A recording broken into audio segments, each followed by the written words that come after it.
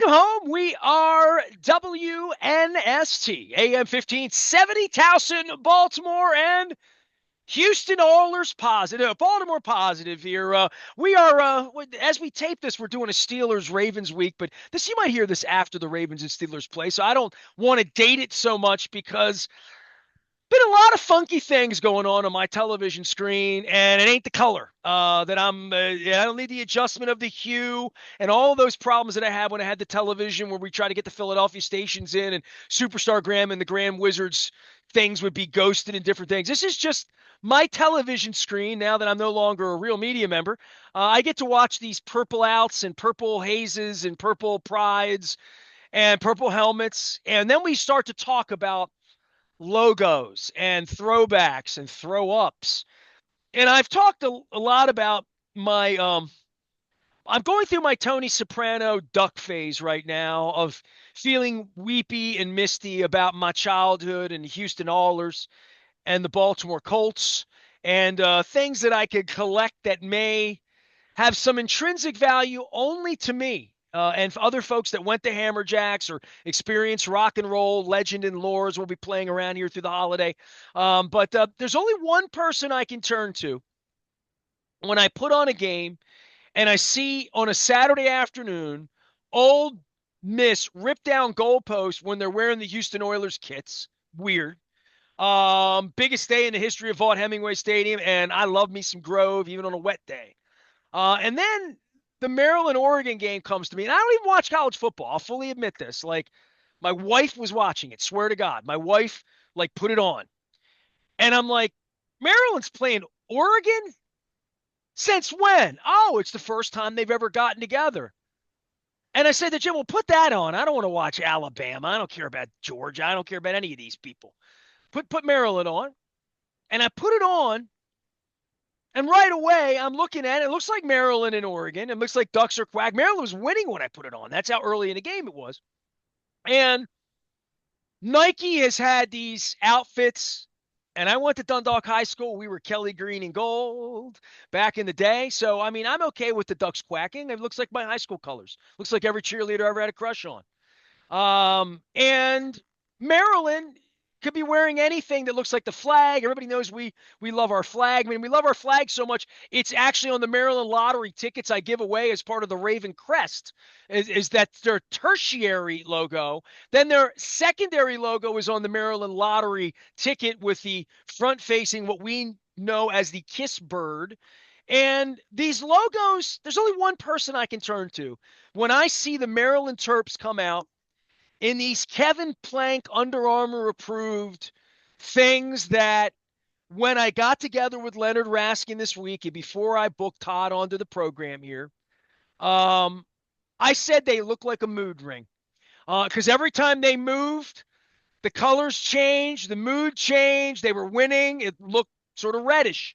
They were losing, looked a little more baby poop green as they turned, as the worm turned, and the reflection of the green of Oregon weighed on them. Todd Radom's been doing logos and uniforms and books, and I went to an oyster event last month at the Oyster Recovery Partnership, and they had a shirt that said Oyster Police. And there really was a thing called the Oyster Police because apparently the oysters were involved with mafia and the mob 100 years ago. So there were Oyster Police to check out police. I only know one logo king. I mean, Luke Jones fashion tweets. I buy nice things and wear nice things like I'm wearing right now in this Oiler thread. But only one guy like puts it together for companies like Mitchell and Ness up in the fighting city of Philadelphia, Pennsylvania. We welcome Todd back onto the program. Todd, I've had you on my mind. I've been thinking about you a lot, and I beyond the cheesesteak we enjoyed in Philly at Joe's with my dear friend Dick Girardi. What are these people wearing? I mean, honestly, what is going on here, man? This must titillate you. It must really speak to the artist in you to see a weekend where everybody's wearing their pajamas of some degree. Well, Nestor, first of all, good to see you, my friend. And you bring up something that has, I don't know, I mean, it's fascinating because, first of all, Oregon and Maryland were sort of at the forefront of this movement in college sports to seemingly look different every week, right? And Now I that's can not a remember, synonym to uniform. That's an antonym.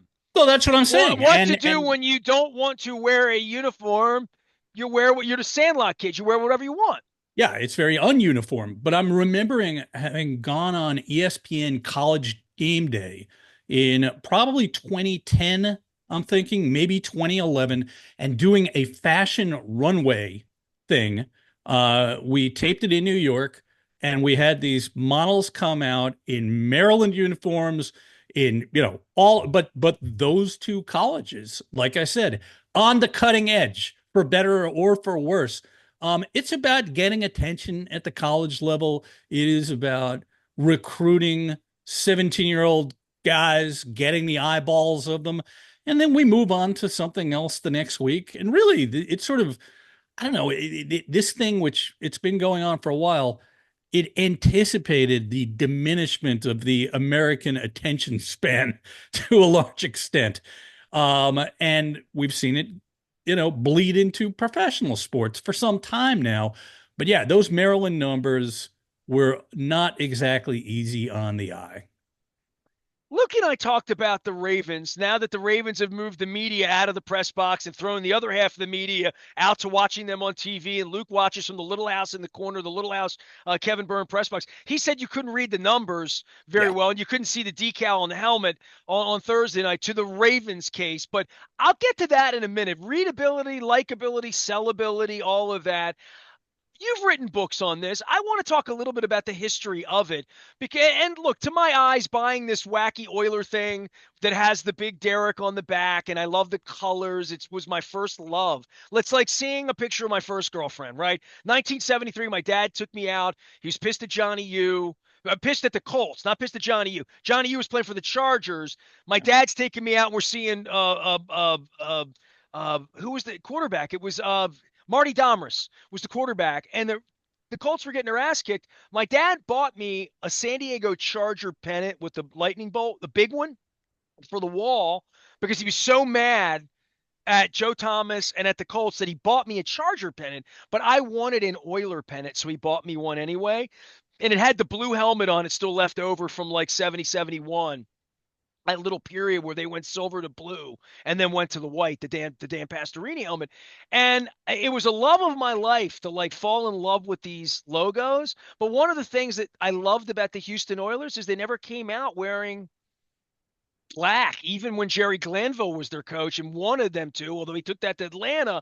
But it was like when you lose your primary color, you sort of lose me a little bit. And I don't know, like, I love the Padres and other teams that have changed jerseys, but in college sports, educate me if you can and must. Maryland always had the most boring kits in the world in the Claiborne era, and they just had an M on there. It was really awful.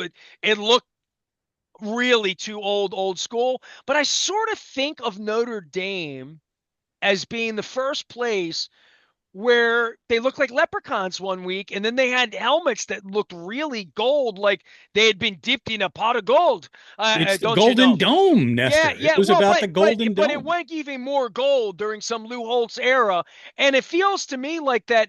Where was the Pandora's box? Not just that we can make a little money by doing something different, but in college sports specifically, because we do think Oregon and Maryland, but I remember Miami would come out and forest green some weeks and some weeks in orange, but getting off of primary colors is not something that I think any brand should do, quite frankly, right? I mean, is that brand 101 for anybody that ever goes to school for this?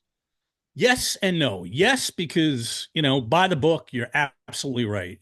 Coke is red. They should never be any other color. Let's just go to consumer colors, right? Starbucks is green, this kind of thing. Pepsi's blue. You can go on down the line. And colleges, to your point, let's face it, people, especially if they went to a particular college or university, it's like religion to them. So to mess with that mix, you're kind of approaching the third rail as far as this stuff goes. Now, let me step back from being doctrinate and kind of really tight about it and say that alternate looks in sports have existed since the 19th century. So this part of it is nothing new. The preponderance of it, the volume of it that we've seen in the last 15, 20 years, maybe, this has really This is new. Also, the clean break, if you want to look at it that way, from your core colors, that's also something new. So, for example, if you are, I don't know, if you are the Baltimore Orioles, for example, and you want to go out there in white or orange, which they did revolutionary in a revolutionary move, kind of, right? In 1971, the Brooks Robinson uniforms, all orange. That was kind of an unusual thing for that franchise at that time, but they could be black as well. You lean into who you Well, are. baseball had a movement to do that probably in the late 60s, right? To be more flashy, you're wearing your athletics hat. Charlie Finley was, for better He or was the worse, guy. Yeah. probably really moved numbers with the gold pants and the gold slacks and the handlebar mustaches and Bob and Yeah. Ted and Bill and Alice and like all the, all of the crazy things that were going on in the early 70s. But baseball leaned into that, and all of the pictures of that era of Memorial Stadium are Catfish Hunter Vida Blue looking like $1 million, and there being 3,800 people paid at Memorial Stadium because they were trying to sort of wake up the game after 1968 and all that, right? And the NBA was getting a little cachet in places like New York. Joe Namath was coming on to the place. Horses didn't talk. Boxers, Ali was flash and and wearing robes into the ring, and Rocky in the 70s and Apollo Creed. So I'm thinking like the part of the 70s that awakened um baseball and colors and whatever the Houston Oilers, whatever Bud Adams came up with to change helmets 3 times and say, I like that silver and that we want to be in that blue like the water. We want to be like like Columbia blue water, like I don't, and Honolulu blue for the Oh, Detroit and that Lions, dates right? back to 1934, as you know, right? Yeah, but the 70s, it feels like it's when things got a little more loose and liberal. Yes, in every conceivable sense, because our sports uniforms reflect our society, Nestor. In the 1980s, baseball took a big step backwards toward the end of the decade, back to tradition. The Atlanta Braves go back to the Tomahawks on the front of their uniforms. We lost pullover jerseys, right? All buttons then. No more powder blue. Back to tradition. And that was at a moment when Ronald Reagan was about to finish up his second term, a politically conservative moment. And we don't want to talk politics, but you are absolutely right. The Oh, Happy 70s Days was was, a big show. It was all like nostalgia about the 50s and the music. yeah, Right. It was all, and the Phillies even winning in 93, right? Where, they had those 50s Richie Ashburn sweaters on. And yep, look, the back to Orioles went to basics. the ornithologically correct birds that they never won anything in the 50s, right? Right. And the whole thing is you're totally right. Nostalgia, I always say, runs in 20-year waves. It's kind of a generational thing. So what's an example of this? Like you just said, in the 70s, people were watching Happy Days, which took place in the 50s. And then, in the 80s, we're looking at a nostalgia for the hippies. And I mean, I don't know. You can How I glean Met Your things as Mother, you right? wish. Yeah, exactly. Yeah. Yeah, I but got you. but but the 70s, the reason for all of this happening in the 70s, there are a couple of reasons. Number one, it's a more modern approach to marketing, if you want to look at it that way. It's the explosion of colored televisions in people's homes, which really wasn't a thing for a long time. It's also moving away from traditional flannel and Doreen uniforms in sports to polyester, which could accept colors that never could have happened before. And it's kind of a loose approach in terms of our society. I have in my book, Winning Ugly, which is my air quotes loving homage to some of those uniforms.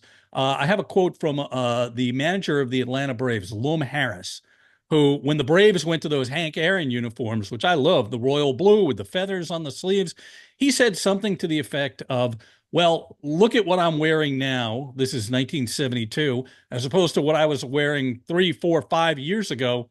Things change. And that really speaks volumes. Was it controversial amongst the players? Because as a kid, I collected the baseball cards in the 70s. And obviously, and we'll go Dr. Melfi in one moment on this, because there is a psychology behind all of it, an incredible emotion that this point in my life that I've lived long enough to be able to have $34 on the internet, because I only buy this stuff when it's super cheap. No offense to your Mitchell. I didn't pay $279.99 for this at the NFL shop or, whatever. I mean, literally, I find things, deals on the internet, and I don't buy the things made in China that glow navy blue when they should be purple. In the case of there was a whole generation of Ravens fans buying stuff on the internet that was Yeah. not purple. It did not. When you got in the stadium, you're like, dude, you look like a blueberry. Where the hell did you? What internet website did you Purple's buy a your tough website? color, Yeah, I mean, get it right. I mean, that to my point. Your Yeah. primary color is your primary color to me, whatever. But there is some psychology, psychiatry in this case, about why this that I even hated for 3 decades has all of a sudden gotten me wistful for looking at old Lenny Moore football cards, looking at old ticket stubs. Um, and seeing old look, I bought this Houston Oiler little belt buckle just so I could, have another belt buckle to wear. Like I am into it in the old helmets and all of that. What the Eagles are wearing, their little throwback thing. You said 20-year cycles. It looks like Randall Cunningham and Brian Baldinger, and so I like it. Keith Byers. And I think when the Orioles went back to the cartoon bird of the '70s of my childhood, it makes my heart, I feel a little closer to Gunnar Henderson when that kit is going on, because it feels a little closer to, I don't know, Boog Powell or Lee May or whatever that thing would be. Man, dude, that's a big part of selling me stuff, right? It's a big part of keeping me involved, that if the Orioles, and I have had good friends of mine from Cleveland. They had to change their name, but the colors still look the same. Fans still wearing plenty of stuff with the eye on it. Clearly, what's going on down in Washington with Yeah. the burgundy and gold and their name change, and how there's still plenty of politically incorrects still running our society in about 7 or 8 weeks as well. Um, I, I would just say when you change names, this and that. But if I went back to Dundalk and they didn't look like your hat wearing Kelly green and gold, I wouldn't feel like I'm there anymore. And there's something really is tribal. It's almost like changing a country when you change a flag. And it's hard to, when I put a television on and I see in a professional game a team wearing the wrong color completely, it weirds me out, and I'm not even a fan of that team. I would never want to see the Orioles. Maybe on St. Patrick's they wear green or something goofy, but like I wouldn't want to. I don't like what the Padres did with that City Connect. Like it has nothing to do with your primary. At least look like the team you were on. That's all. That's Nestor, my I talk only about this ask. all the time. You look in your phone, right? And let's look tonight at some NBA highlights, or I don't know, look on social media at little clips that are 12 seconds long. And it's on a small device, and you have no idea who is playing. In many instances, you don't know where the game is taking place. I mean, basketball on this small surface is very different from baseball, where if I'm going to look at a highlight of a game, chances are I'm going to have a pretty good idea of where the game is taking place. I think to move back for a second, what you talked about in terms of nostalgia is just, there is the word nostalgia is derived from a Greek word, and I don't want to paraphrase it and lose it, but take a look at it, and it's about heart sickness, basically, right? And it's kind of funny to me, being the age I am, and you and I can relate. There are people who grew up in the '90s who have a huge crush on their Tampa Bay Devil Rays look or the weird Toronto Blue Jays look of a certain era. And teams will sometimes, quite often, as a matter of fact, step away from their core identity only to come back to it at some point in time. The Oh, by the way, Padres, there's a reason I called you. Ovechkin last week yeah, did exactly that. yeah. Put that black, the screaming eagle, which looked like it was, maybe you made that logo, because Todd, I don't want to, if I'm No, going to I offend you at didn't. some point, but it looked like whoever made the St. Louis Blues logo They did. made That's it. true. Yes. Yep. It looks like the same artist. It just Well, does. they I they don't even they know they that to did be factual. a lot of work in that space Dude, in I those grew years. up a Capitals fan, right? I mean, a Yeah. big Capitals fan. And they moved the team 15 miles and 45 minutes further from everyone up here, from everyone Yeah. in Yeah. my listing. And I was on the air when this was going on, and the only guy in afternoon drive, and Nasty Nestor, and I thought I was a big deal. But not only that, I'm the only guy in the city that's ever loved hockey.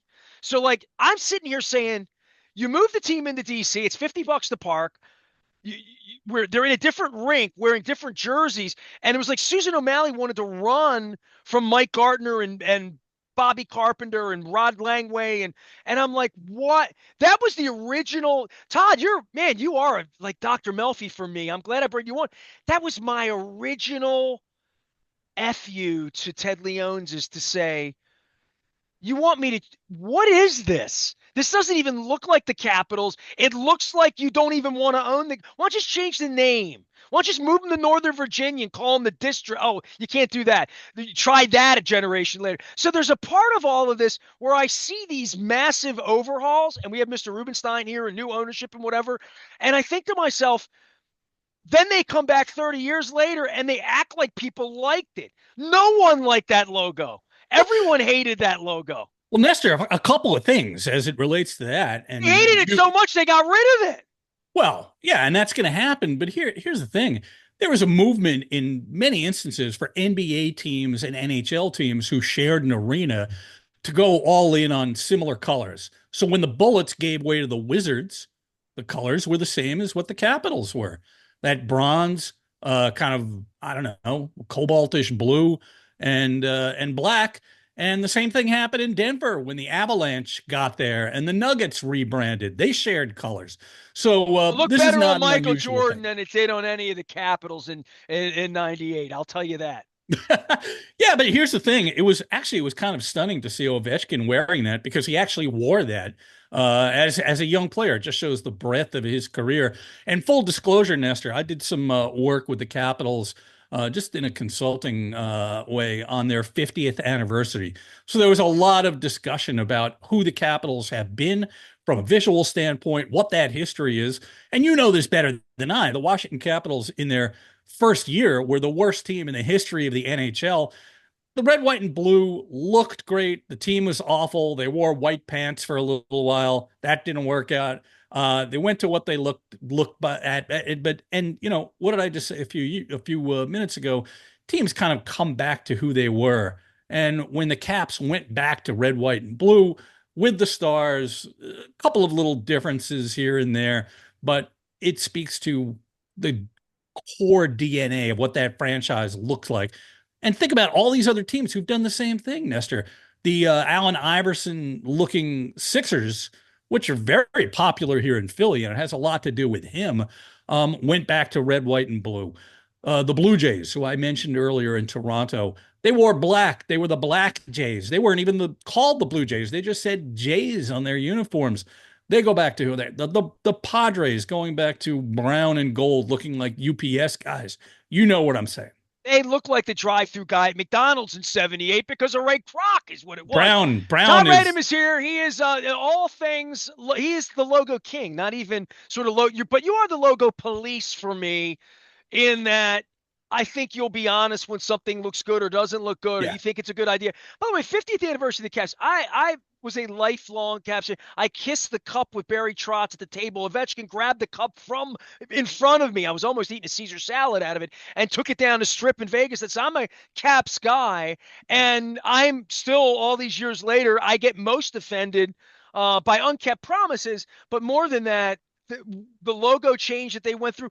I think good franchises don't need to do that. I think what the Ravens have done and what the NFL has done. So let's talk about Color Rush a little bit. And if you Yeah. got any books to promote, anything you're doing, please jump in. But and we did the college thing, and that's all cool. And the Maryland, whatever they're going to do. But in the NFL with Color Rush and the purple on purple uniforms that the Ravens have gone through. I told this story two other times during the week, so I'm not going to make it too short, too long for you.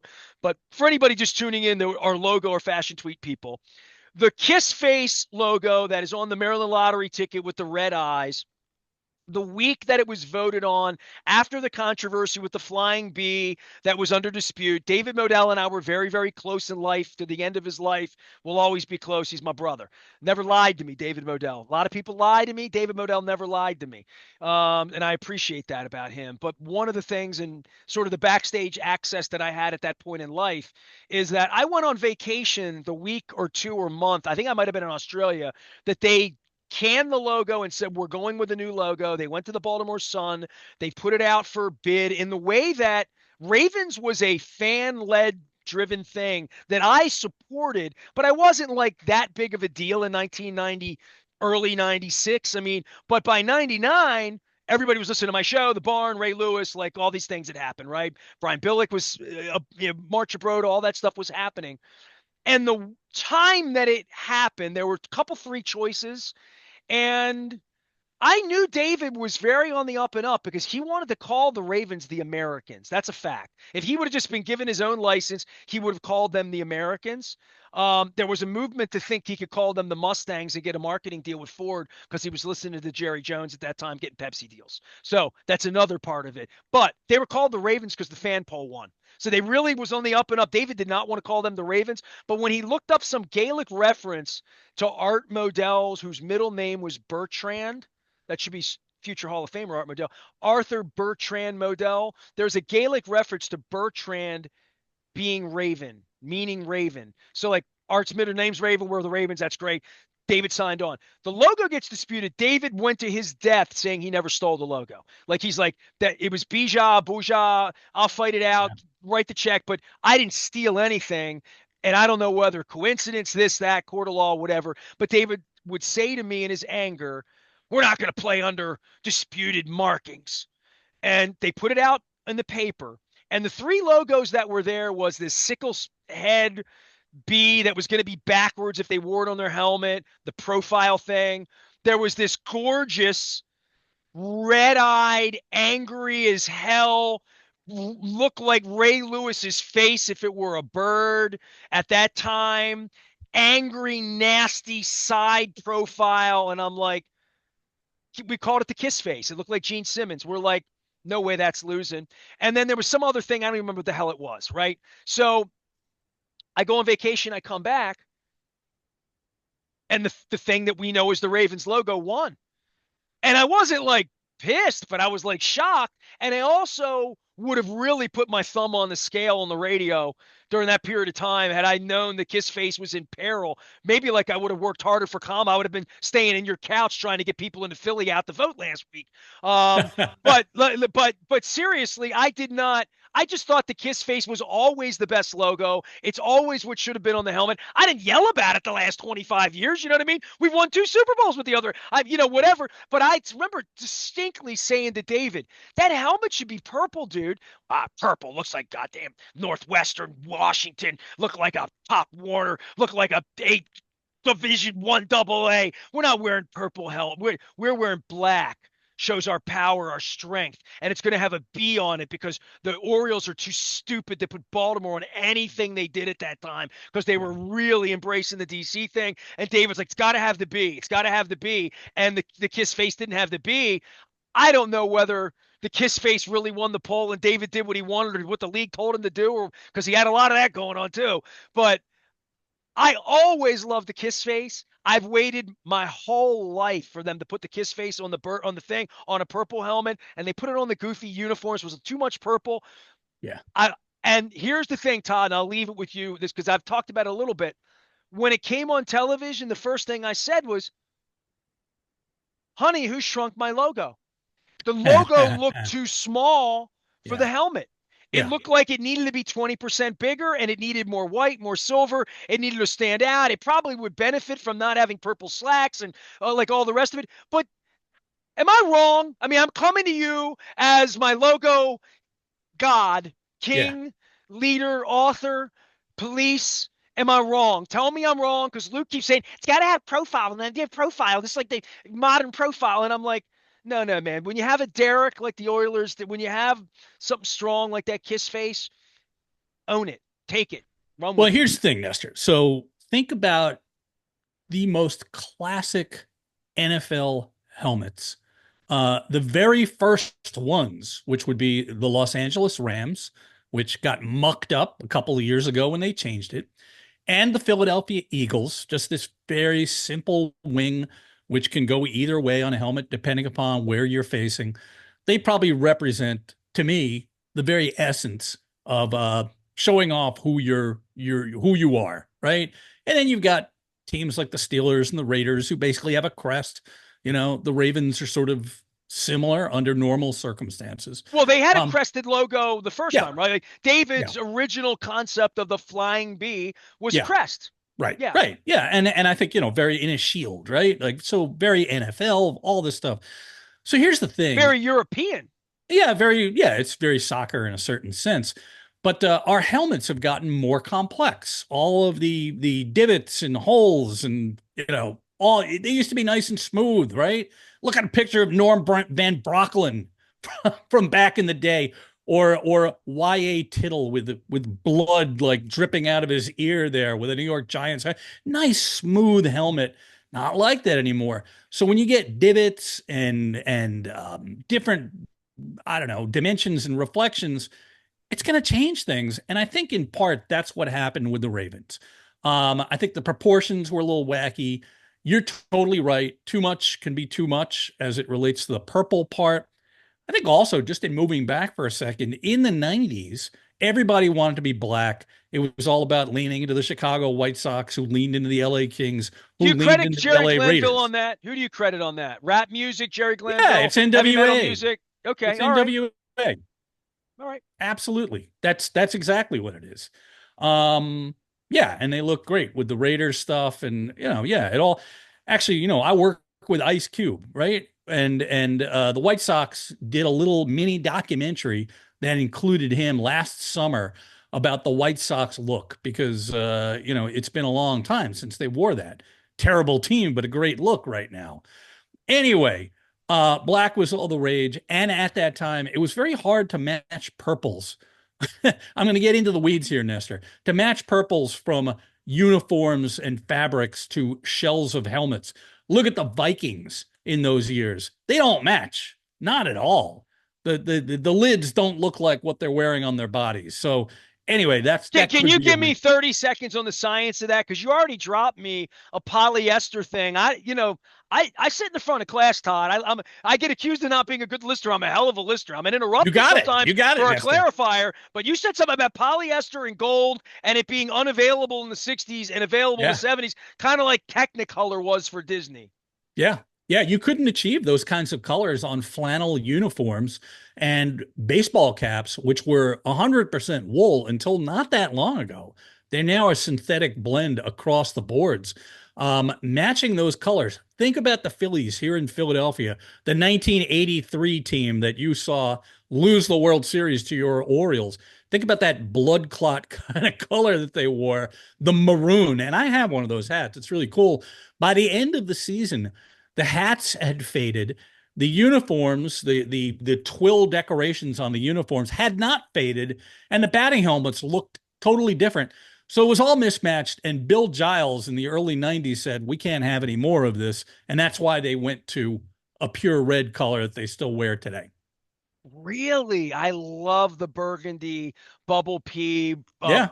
I went into the Stadium Hilton the summer of '81 with my father, and on the Phillies trail and Manny Trio and Mike Schmidt and all that. And I had a Phillies. The whole thing was that maroon, that blood, color of red, and Phillies in white. That's strong, dog. Come on now, People right? here in Philly love it too, Nestor. My wife and I were at a restaurant in, let's say, late May, early June. It was a beautiful night, and we're in South Philly, and we're sitting outdoors having a glass of wine and some food, and we're just watching people walk by. And I did this very unscientific survey of who was wearing the burgundy, right? And it was primarily younger people who probably never saw it in the first place.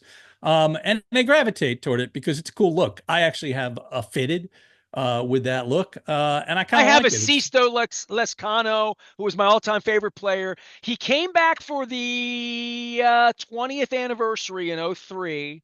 They had an old-timers little thing amongst both teams, the Phillies and the Orioles, because it was a rare interleague game back in '03. Remember? yeah, And yep. Sisto came in, and I have his jersey. A little big for me, but it's the baby blue, and I love it.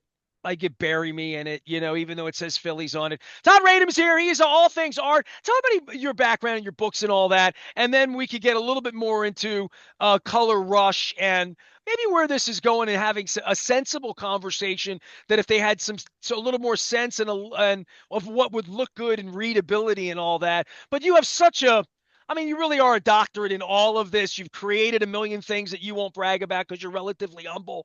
But you've done this your whole life, literally, right? Yeah, I'm at heart a designer, a graphic designer, and I was there at the inception in the very early '90s when sports licensing exploded. And as you noted earlier, and this is a fact, our there was just a need for more stuff in the very early 90s when popular culture, sports, and streetwear collided and exploded. And it was at this moment when the NBA, Major League Baseball, and the NHL opened up their first creative services departments in New York. I'm a young guy, and I was probably one of the first, let's say, 5 people doing sports design. It's a very different world now, and the needs for this stuff have changed tremendously. But in addition to that, which I still do, I've written a couple of books about sports and branding, sports branding in particular. I'm also a media guy like you. I'm a weekly regular on the ESPN Baseball Tonight podcast with Buster Olney in season.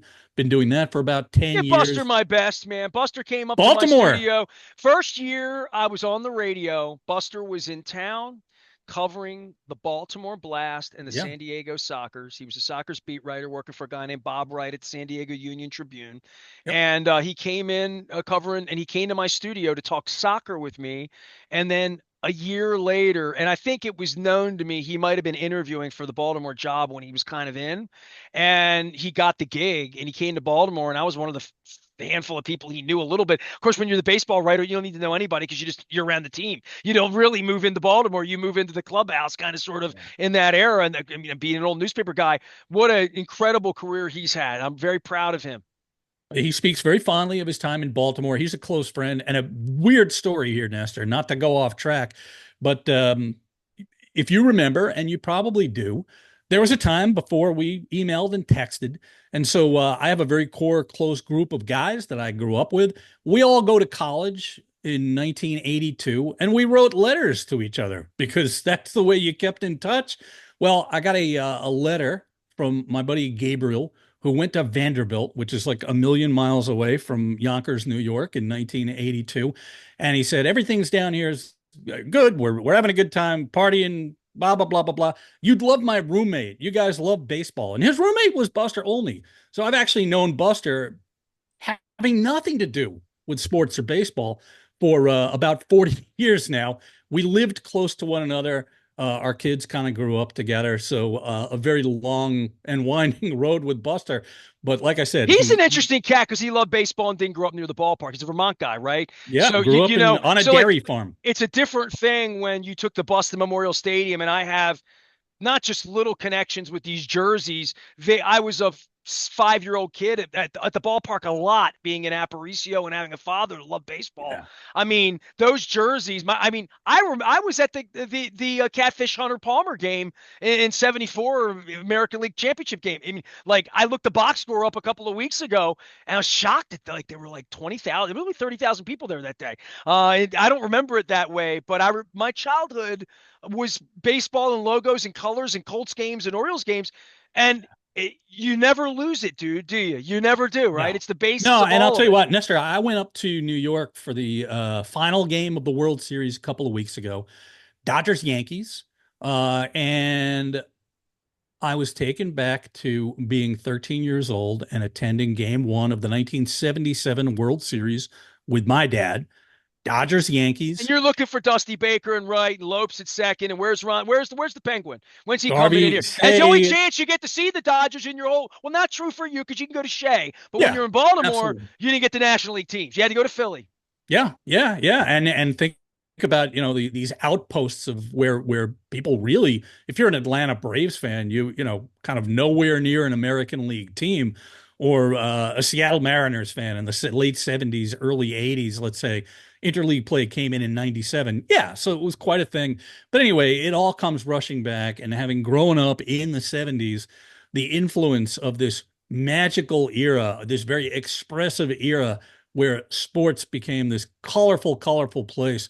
It still influences me doing what I do to this day. And God knows I've written about it extensively. And I'm just very mindful of having grown up around baseball, which you just alluded to. It's always there in the background. I kind of miss it. We're only a couple of weeks removed from the season, but just the fact that it's always there for you. And if you want to consume it in little bites, you can do that. And if you want to eat the whole meal in one sitting, you can do that too. And that's what makes it great to me. One thing on Yankees game 5 before I get back to that the last basis, which is readability and what comes first, the chicken or the egg. I love baseball so much that I had flight out to LA. I have one thing left on my bucket list. Since the last time we got together, I saw the Northern Lights. Number one thing on my bucket list, changed my life. They showed up here. I walked outside. It was crazy. I said to my financial advisor, Leonard Raskin from Raskin Global, like, saved me thousands, maybe tens of, maybe the rest of my life. I would spend everything I have chasing it. It happened. Now what am I going to do? I wanted to go to the Hollywood Bowl. That's next on my list. And Yeah. the Pink Floyd show was going on out there. But game 6 and 7 of the World Series, I got an insider as a vice president with the Los Angeles Dodgers. So I had a chance to get a ticket and whatever, but I realized it might not be a game 6. So on the day of game 5, which was an 80-degree day, I woke up in the morning and saw the incredibly depressed prices of the tickets in New York. And I had a ticket for $398 on my screen. And I was buying it. I was putting in my little special 4-digit code, and it burped and didn't give me the ticket. But I was coming to game 5, and all I could think about that night, I watched the game. What a game, right? I mean, you were there. You were my friend Oh, that was there. I saw you put your picture up at yeah. 6:30. I think I even went on there and said, "You have no idea how close I get." Because when the tickets went to 6 and 7 and $800, I was out. When the ticket was 350, 400, four and a quarter, I'm like, I can get there. I mean, it would cost me that much to get on a plane to go to LA to see a potential clinch game. And I've been to, I mean, I was in Toronto when Carter hit the walk off. The ball landed underneath me. I mean, I was in the locker room in Atlanta when the Braves won tonight. So I mean, I've been at the games, but I wanted to experience it on an 80-degree night. But the thing that moves me about your experience there, and even your picture for you, and you can tell me because this is for you, not for me. But I've been to both stadiums. When you sit in the new Yankee Stadium, if you're just sitting in it, and I've sat in both a million times, you do kind of feel like you're in the old ballpark. And I would think, like, when the Dodgers are in and they're wearing the right color combinations that look like the 77 and 78 Dodgers, that is very romantic to guys our age, that you do feel like you're there. And there is a part of that that even for guys your age, you don't feel like Camden Yards never feels like Memorial. You know what I mean? Old ballparks rarely, but they worked hard to maybe give you that experience. Yay or nay? Well, first of all, I think I know the same Dodgers executive that you just alluded to. I think we have a mutual friend. It's a Um, canopy of friendship. It's a canopy of friendship. Yes. that's a good word, Yes. actually. But I'm going to say hard no on the Yankee Stadium experience. Really? Okay. Hard no. I went to the old stadium with my dad, the one that was renovated in 1973. Mets hosted the Yankees at Shea Stadium for a couple of seasons. I was a season ticket holder for a while at the old Yankee Stadium. I went to countless games. I can't even imagine high hundreds. I have no idea. Sat in every place in that from the bleachers, drinking beer with my buddies Which in was a my long way 20s. away. If you're in the bleachers at, yeah, the old Yankee Stadium beyond the Yeah, statues, we'd you, line up and the get game some was a beers and sit rumor in the out front there. row. Yeah, Yeah. but no, this stadium is a pastiche would be my word. It is a hollow. It bears a physical resemblance in certain I respects. think in the bowl, though, I'm not talking about when you're paying for your nachos in the band. I mean, I love the little alcoves you used to have to go through, the little cubby holes. It was like a subway thing to get to the Nestor, top. why I miss Monument Park, being able to see that from my seat. They buried it. They buried it under a net and behind a wall. It's malpractice. It has no juice. The place has no juice. It's got giant See, when double I hear them doing hallways. roll call and stuff, it had no juice because they got their ass kicked. You know Master, what I mean? no. That the upper deck in the old ballpark would physically bounce up and down, and the steepness, the Oh, the pitch steepness, it could of never that be upper built that deck way again. It was made it straight down. intimidating. Yes. And Yeah. believe me, I went to, countless Red Sox Yankees games in the 70s, 80s, 90s, 2003, 2004. I went to every one of those World Series, 96, 98, 99, 2000, 2001, 2003. This place is not that. And I will absolutely, go Okay. balls to the wall with that. And it's funny. I went to a game in Glad I September. asked, but I'm sorry I opined. Yeah, yeah, yeah. No, I mean we can have strong opinions. No, no. I mean, I listen, would agree it's much more genteel and much more expensive to get. I mean, it's all of that, but I yeah. do think it has a vibe. I mean, it had a vibe to me during the playoffs that, quite frankly, to your point, if you go to a regular season game and it's half empty, I would agree with you.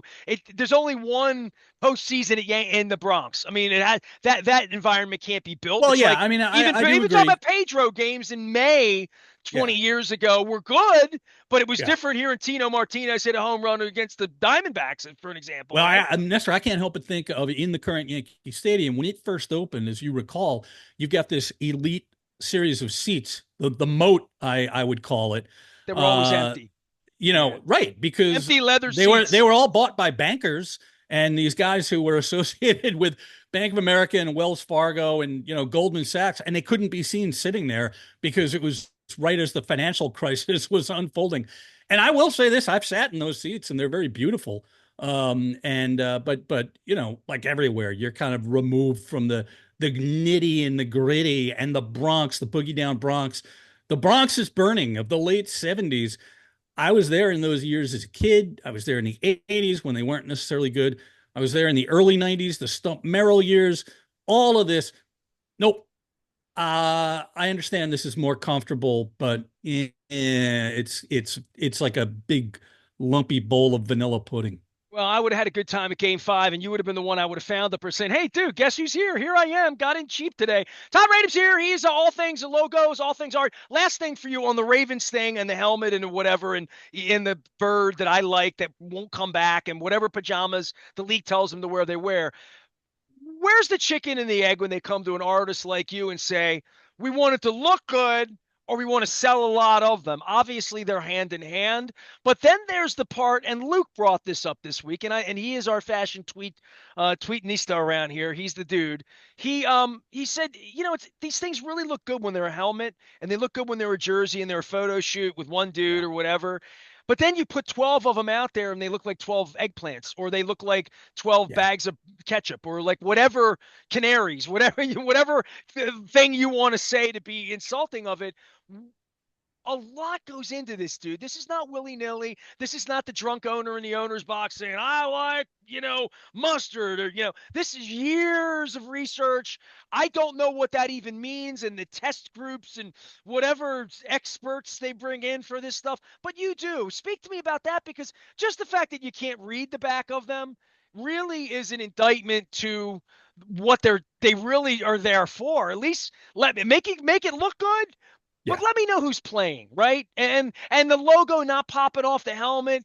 How does that happen when they spend millions of dollars to do it that way? That they could put that side facing bird on the thing, make it a little big. They could find a way to make it that we're not talking about it 2 weeks from now, saying what's up with that, instead of saying, oh my God, they knocked it out of the park. Well, as always, form and function need to marry together in this wonderful meshing. And, all of the things that you talked about, and you know what you're talking about, are true. Legibility of numbers. I'm remembering a friend of mine who was a team photographer for an NFL team back in the 90s telling me that, geez, I'm shooting a Jacksonville Jaguars game and I don't know who the hell the players are because I can't read the friggin' numbers because they've got three outlines. Mike Tirico, just this past week, stepped in it a little bit in talking about the Houston Texans battle red uniforms, which, I mean, if Mike Tirico says that they're illegible, and I trust this guy, they're illegible, right? So they've got to look good. I They've called got to be them functional. radioactive candy apples, is what they look like to Yeah, me. yeah, not a good look and not I don't know, Even the aesthetics. logo, what was the logo all about? You couldn't even It's see it, and it's it wasn't very. it's I mean, they have a great logo. They maybe you've made it. I don't know. Like I did you're not, of but I that like it. era, but that Yeah, logo, with the minute that logo came out, the Texans became a team. And hey, yeah. man, I'm a Oiler guy, right? Like this was a high bar. I think their logo's fantastic. A modern Yeah, and logo. what is a Texan? If you were like just to kind of break it down, that achieved everything with great ease and simplicity, which is really what somebody in my position always aims for. the once you glom things on and get really really complex, and we saw it happen in the 90s. It was a movement, and it was kind of a reaction to software that we did not have even a couple of years before. Look, I can do 8 colors, I can use 3 outlines. Too much became too much. It started to devolve. And I'll tell you what, not to slap my own back, but I did the Angels logo and look that they still wear now. And this was, I worked on it in 2001, and it was kind of a peeling back You less. inherited sort of Angels in the outfield at that point, right? No, there was the Mo Vaughn look in between, periwinkle and Disneyfied, I remember that. seven Okay. colors. It was very, very complex. The Angels in the outfield was really a very fleeting moment in time. I would say 1993 to about 96. But pop culture See, I go influenced. back to the Nolan Ryan 73 Yeah, and sure. when Bobby Valentine was my favorite player and I begged my dad to take me out to see him play and he got thrown out in his first at bat arguing balls and strikes in He invented the 1974. rap too. You know about this? Well, I know he invented the fake mustache for getting thrown out of a game for managers at Shea Stadium. Well, Bobby Valentine, the pride of Stamford, Connecticut, had a restaurant and still is Oh, the involved in it. sports bars, Yeah, that's yeah, sure. yeah. Yeah. And he is the guy. He claims to have invented the rap, WRAP, Oh, the as rap, the kids. opposed to NWA. We talked about before. Oh, taking But he taking a will he quesadilla like a wrap. Okay, I yeah, like gotcha. there's nothing on hand. We ran out of I was gonna bread. say, And, invented rap. Sugar Hill Gang came before him. I know yeah, that. exactly, right. Grandmaster Mel, Sequence, all Yeah, the. yeah, yeah. That was even before Run DMC, and and I ain't even a hip hopper. I'm a rock Came and from roll the guy. Bronx, Cedar and Sedgwick, right? Look, man, DJ Cool Herc. you and I at some point got to go to a sporting event together, but we probably won't watch the sporting events. Let's make sure it's something that like not like a Flyers game or something like that. But Todd is up in Philadelphia. Tell everybody how to find you and your books. You make great and for anybody that's made it an hour into a conversation about logos and helmets, and that's a lot of us, man. Luke and I fight about this. Everybody we know our age fights about what looks good. I mean, yeah, I want to get radioactive on a tweet. Make fun of the Houston Texans jerseys on a Sunday night. Next thing you know, you're here fighting it out with me, man. But people are into this, and thankfully they buy your books and you write them to educate people because it is really fun to learn about if you love sports. Well, the uniforms and the logos are always there in the background, right? And people who are passionate about it are generally not design geeks or visual nerds or anything like that. And these things define us as fans in a lot of ways. So yeah, so you can find me at toddradom.com, TODDRADOM.com. I'm out there on the socials under my name. And I'm everywhere, Nestor. And I do want to share this. I was just in the last 2 weeks honored by Topps Well, look at that. That's a with a baseball card. baseball card, and I could Hold be. that up again and talk about what it is. Is it T206 or what is that? So this is an Allen and Ginter card. So Allen and Ginter is a set that includes current players, legendary players, and people outside of baseball. So you'll find me and Usain Bolt and Chuck Norris, I believe, in here, and some eclectic people. But I am listed on here as a graphic designer. No, So dude, I went up on your website and I had something I had to kick you in the nuts about because this was fun. And I'll leave you with this because Todd's got to go and go create things here.